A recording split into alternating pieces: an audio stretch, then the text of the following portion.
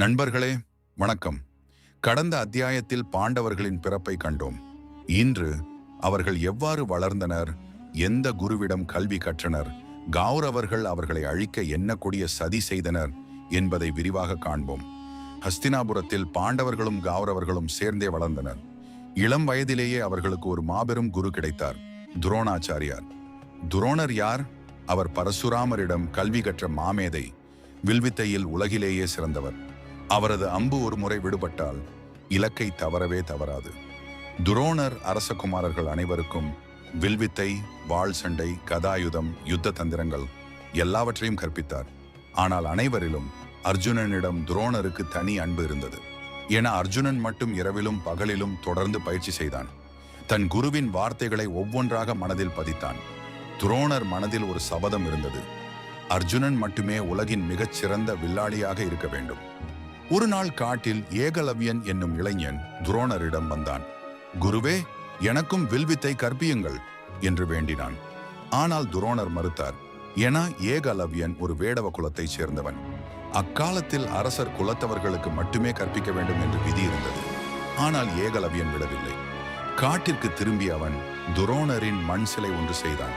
அந்த சிலையையே குருவாக வணங்கி தினமும் தனியாக பயிற்சி செய்தான். நாட்கள் கடந்தன, மாதங்கள் உருண்டன. ஒரு நாள் துரோணர் காட்டில் வந்தபோது ஒரு அதிசயம் கண்டார். ஒரு நாய் தொடர்ந்து குரைத்துக் கொண்டிருந்தது. திடீரென்று அந்த நாயின் வாய் அம்புகளால் மூடப்பட்டது. ஆனால் நாய்க்கு எந்த காயமும் இல்லை. திரும்பி பார்த்தால் ஏகலவ்யன், அவன் அர்ஜுனனை விட சிறப்பாக வில் தொடுகிறான். இதை கண்ட துரோணர் மனம் கலங்கினார். நீ யாரிடம் கற்றாய் என்று கேட்டார். தங்களிடமே குருவே என்று ஏகலவ்யன் சொல்லி மண் சிலையை காட்டினான். துரோணர் ஒரு கடினமான முடிவெடுத்தார். குரு தட்சிணையாக உன் வலது கட்டை விரலை கொடு. ஏகலவ்யன் ஒரு நிமிடம் கூட தயங்காமல் தன் கட்டை விரலை வெட்டி குருவிடம் கொடுத்தான். இந்த கதை நமக்கு என்ன சொல்கிறது? அர்ப்பணிப்பு மட்டும் இருந்தால் போதாது, நியாயமும் இருக்க வேண்டும். உலகம் எப்போதும் நியாயமாக இருப்பதில்லை. ஆனால் ஏகலவ்யனின் அர்ப்பணிப்பு என்றும் வரலாற்றில் நிற்கும். ஒரு நாள் துரோணர் தன் மாணவர்கள் அனைவரையும் சோதிக்க விரும்பினார். ஒரு மரத்தில் மரத்தாலான பறவை ஒன்றை வைத்தார். ஒவ்வொருவரையும் அழைத்து கேட்டார், நீ என்ன பார்க்கிறாய்?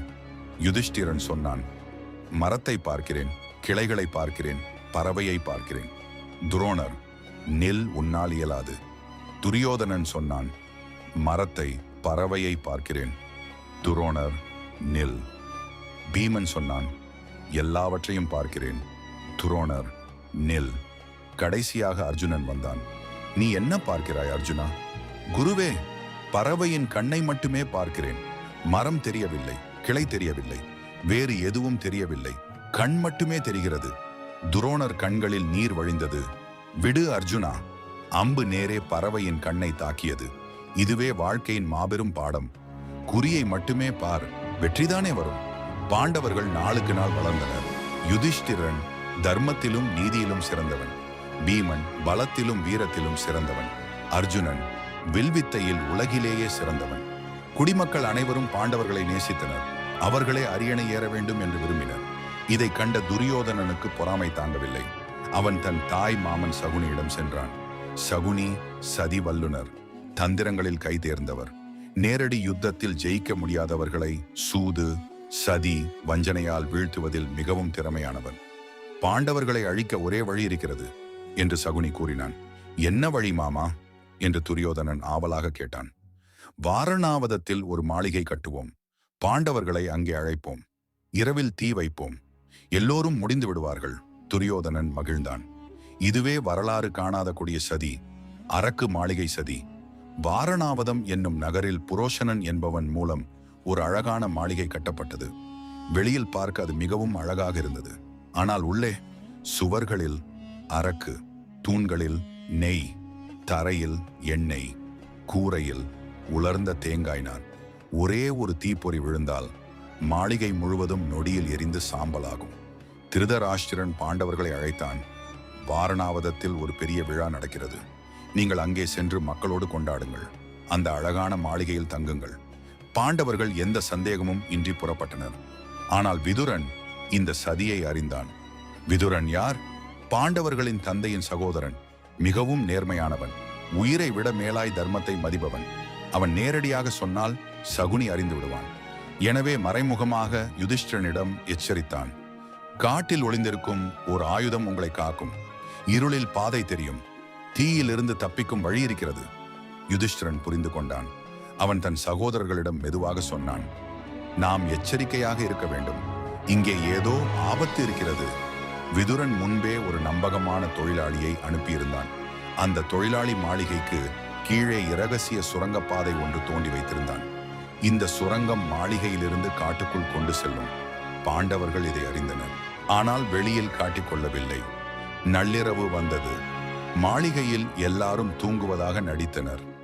புரோஷனன் மாளிகையில் தீ வைத்தான். கொழுந்துவிட்டு எரிந்தது மாளிகை. சுவர்கள் இடிந்தன. கூரை விழுந்தது. நெருப்பு வானை தொட்டது. ஆனால் பாண்டவர்கள் குந்தியையும் அழைத்து கொண்டு ஐவரும் இரகசிய சுரங்கப்பாதை வழியாக வெளியே வந்தனர். இருட்டான காட்டில் ஓடினர். யாருக்கும் தெரியாமல் மறைந்தனர். புரோஷனனோ தான் வைத்த தீயிலேயே அகப்பட்டு அழிந்தான். இதுதான் வஞ்சகனின் முடிவு. காலையில் செய்தி வந்தது. வாரணாவதத்தில் மாளிகை எரிந்தது. பாண்டவர்கள் அனைவரும் மாண்டனர். துரியோதனன் மகிழ்ந்தான். சகுனி திருப்தி அடைந்தான். ஆனால் உண்மை, பாண்டவர்கள் உயிரோடு இருந்தனர். காட்டில் மறைந்து புதிய அடையாளத்துடன் வாழ ஆரம்பித்தனர். தர்மம் என்றும் அழிவதில்லை. நண்பர்களே, இதுவே அரக்கு மாளிகை சதியின் கதை. சதி செய்தவர்கள் நினைத்தது நடக்கவில்லை. ஆனால் இந்த சதி பாண்டவர்களின் மனதில் ஒரு தீயை மூட்டியது. பழிவாங்கும் தீ. அடுத்த அத்தியாயத்தில் காட்டில் மறைந்திருந்த பாண்டவர்கள் எவ்வாறு திரௌபதியை சந்தித்தனர், சுயம்வரத்தில் என்ன நடந்தது என்பதை காண்போம். தொடர்ந்து பாருங்கள். நன்றி.